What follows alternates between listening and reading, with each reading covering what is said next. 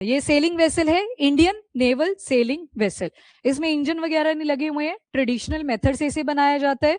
और जितनी भी ये लकड़ी है इसको ज्वाइन करा जाता है with the help of would. सारी की सारी वुड के साथ ही ज्वाइन करी जाती है, वुड की ही बनी है, वुड के साथ ही इसे ज्वाइन करा जाता है। कहीं ना कहीं ये जो नाम है कौंडिन्य, ये एक मरीनर था, आदमी था एक, बाद में जाके शादी कर लेता है कंबोडिया में। वहां पे एक किंगडम था, फुआन किंगडम, तो राजा भी बन जाता है। तो उसने ये सेलिंग वेसल यूज करा था, खुद बनाया था ट्रेडिशनल तरीके से। तो उस ट्रेडिशन को भी कैरी फॉरवर्ड कर रही है हमारी इंडियन नेवी। और याद है आपको इसका नाम? पहले मैंने बोला था कि अभी करवाऊंगी नहीं, जब पहुंच जाएगा तब करेंगे। अब देखना ऐसे हो गए गजनी कि कब बोला था, नहीं बोला था। अब मैं ढूंढूंगी लेक्चर कब बोला था ना। आई थिंक दिसंबर 29 या 30 को बोला था, क्योंकि उस दिन ये इंडियन जो सेलिंग वेसल है ये जाता है टुवर्ड ओमान। ओमान ये गया। अब देखो इंजन तो है नहीं इसमें लगा हुआ, ऊपर से सेलिंग वेसल है तो विंड डायरेक्शन के हिसाब से चलता है। स्पीड भी इसकी ज्यादा नहीं है, 7 से 11 किलोमीटर पर आवर ये कवर कर पाता है। तो विंड डायरेक्शन पे पूरा का पूरा डिपेंडेंट है, इंजन इसमें नहीं लगा हुआ है। तो ये वॉयज पे गया टुवर्ड ओमान। तो अपने में ही इंपॉर्टेंट है। एक तो वेसल पूछा जा सकता है कि रिसेंटली ओमान में एक हमारा जो नेवल सेलिंग वेसल है वो भेजा गया था, तो कौन सी कंट्री में गया था? तो आंसर आएगा ओमान। फाइनली ये पहुंचा है अपना 17 से 18 दिन लग गए इसको पहुंचते पहुंचते ओमान में।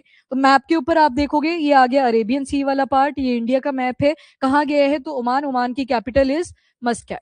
तो यहाँ पे ये गया हुआ है, ठीक है जी। तो वॉयज पे भेजते हैं हम अपने नेवल शिप्स को भी भेजते हैं, वैसे ये सेलिंग वेसल भी भेजा हुआ है। परिक्रमा भी करते हैं हम पूरे वर्ल्ड की, सरकमपोलर, जो सरकमपोलर का मतलब है जो साउथ वाला पार्ट है, यहाँ पे घूम के भी आते हैं। फीमेल्स को भी भेजा जाता है इसमें। हाँ, तो फीमेल्स को भेजा जाता है, उससे विमेन एम्पावरमेंट का भी एक एग्जाम्पल सामने आता है। अब पहले क्यों नहीं करा था? क्योंकि अभी इसने पहुंचना था, दिसंबर 29 को ये निकल गया था, द हिंदू ने इसे कवर करा था। अब फाइनली पहुंच चुका है, तो अब इसको देख लेते हैं। अब यहाँ पे ये गोते लगा रहा है फिलहाल के लिए। बायलेटरल रिलेशन कोऑपरेशन को मेंटेन करता है, फिर तभी ओमान और इंडिया की जो मिलिट्री कोऑपरेशन है वो बूस्टन करेगी। ठीक है जी। इंडियन नेवी ने पहली बार अपना इंडियन नेवल सेलिंग वेसल भेजा है जिसका नाम है कौंडिन्य। नाम कौंडिन्य ही क्यों रखा? तो एक इंडियन मरीनर हुआ करते थे जिनका ये नाम था, इंडियन मरीनर। और इसको ट्रेडिशनल तरीके से बनाया गया था सेलिंग शिप को, और वैसे ही आज भी ये मेंटेन करा जाता है। वही कम्युनिटीज इसको बनाती हैं जो उस टाइम पे बनी थी, एंशियंट टाइम पे आप देखोगे। ठीक है, तो अंडरटेकन हर हर मतलब यहाँ पे शिप की बात हुई है जो सेलिंग वेसल है। Maiden oversea voyage for the first time ये चीज हुई है, ओमान भेजा गया है। अब इसके फीचर्स देख लो। सबसे पहले तो ये स्टिचिंग की हेल्प से शिप बनाई जाती है। और 5th सेंचुरी का जो वेसल बनाया गया है जिसे अजंता केव्स में भी शो करा गया है। अजंता केव आपको कौन से रिवर के बैंक पे मिलती है? वगोरा, वगोरा रिवर। ठीक है, कितनी केव्स है टोटल? 29। 29 में भी करना करना करना एक्सीलेंट। गलत।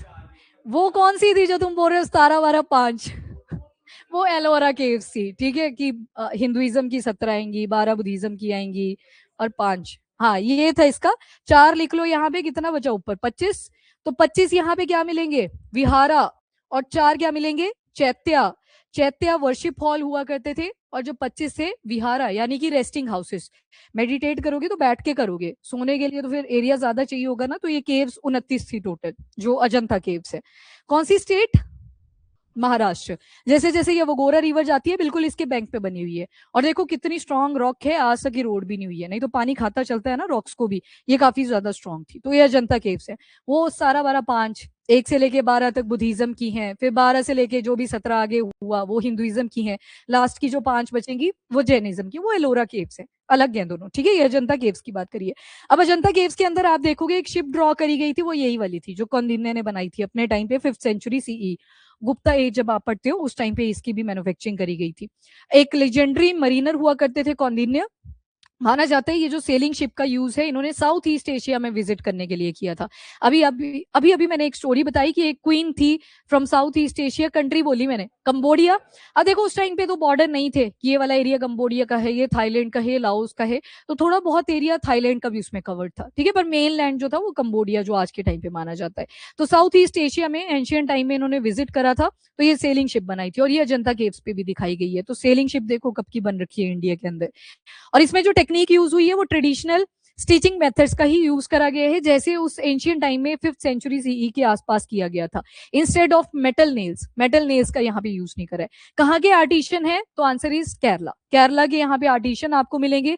जो कोकोनट फाइबर होता है, क्वायर रोप, देखिए ना रस्सी एक जो कोकोनट के बाल होते हैं उससे बनाई जाती है, क्वायर रोप्स का यूज करा जाता है। वुडन ज्वाइनरी, मेटल नेल्स की यूज नहीं करते, वुड से वुड को कनेक्ट करा जाता है। और नेचुरल रेजिन, चिपकाने के लिए भी तो कुछ चाहिए, तो नेचुरल रेजिन का यूज करते हैं। और कॉटन सेल, वो जो ऊपर आपने दो कपड़े से देखे जो विंड की डायरेक्शन को नोटिफाई करवाते हैं, वो कॉटन का बना होता है। ज्वाइंट इनिशिएटिव है किस किस का? तो एक Indian navy, ministry of culture और साथ में होदी इनोवेशन। अब ये होदी इनोवेशन एक प्राइवेट लिमिटेड कंपनी है, लोकेटेड है गोवा के अंदर। आर्टिशन किसके आते हैं यहाँ पे? काफी केरला के। तो यहाँ पे ये मैन्युफैक्चरिंग करी जा रही थी मास स्केल के ऊपर, तो इन तीनों का कोलैबोरेशन आपको मिलेगा। मोटिव्स लगे होते हैं हर एक शिप के आगे, आपने देखा होगा कोई ना कोई मोटिव लगा दिया जाता है। कईयों ने तलवार लगा दी, कईयों ने कोई गॉड का रिप्रेजेंटेशन कर दिया। हड़प्पन जो आपको सेल्स मिली हैं उनमें भी बड़े सारे मोटिव लगे हुए थे। सेम आपको कौंडिन्य के अंदर भी मिलेगा। दो एक मिथिकल गरुड़ा नहीं, सॉरी क्या बोलते हैं इसको, गरुड़ा था ईगल के साथ, फिनिक्स तो ज्यादा हाईफाई हो गया, मैं हिस्ट्री से बोल रही हूँ, क्या नाम यूज करा जाता था। ठीक है, यहाँ पे गंध भेरुंदा इसके लिए टर्म यूज करी जाती है। माना जाता था एक ईगल था जिसके दो सर थे। ठीक है, तो यहाँ पे ये मिथिकल जो 2 हेडेड ईगल है वही सिंबॉलिक मोटिव यूज करा गया है फ्रंट में। मतलब यहाँ पे आपको शायद जूम ना दिखे ये शिप, यहाँ पे जो मोटिव यूज हुआ है ये दो जो सर वाला ईगल होता है उसको रिप्रेजेंट करा हुआ है। मोटिव लगाए जाते हैं पावर को रिप्रेजेंट करने के लिए। जैसे आईएनएस तमाल पड़ी थी, कौन से गॉड को रिप्रेजेंट कर रहा? इंद्रा की जब ये तलवार यूज होती है तबाही आती है, तो मतलब वो मोटिव क्या रिप्रेजेंट करते हैं? पावर को। वैसे आपने एक और पढ़ा था कि आईएनएस तमाल के ऊपर बियर भी रिप्रेजेंट करा गया था। क्यों? वो रिलेशन को दिखाता है कि दोनों ही कंट्रीज में कोई ना कोई सिग्निफिकेंस है। अब ओमान के लिए यहाँ पे ये क्यों यूज करा गया? क्योंकि हड़प्पन टाइम से ही आप ट्रेड रूट्स जब देखते हो ओमान के साथ भी रिलेशन थे। जो हड़प्पन सिविलाइजेशन इंडिया और पाकिस्तान आज के प्रेजेंट एरिया में रूल किया करती थी। After that bow carries a Simhayali Harappan style stone anchor on the deck. ये वाला जो है ये हड़प्पन टाइम का है, माना जाता है ये शायद लाइन को रिप्रेजेंट करने की ट्राई करी गई थी। सेम एक फ्रंट एक बैक एंड पे लगाया गया है। जो सिम्हा का मतलब है यहाँ पे लाइन से, तो लाइन का मोटिव भी यूज हुआ है। देन सिग्निफिकेंस क्या है? ये इंडिया के एंशियंट मेरीटाइम ट्रेडिशन को रिप्रेजेंट करता है।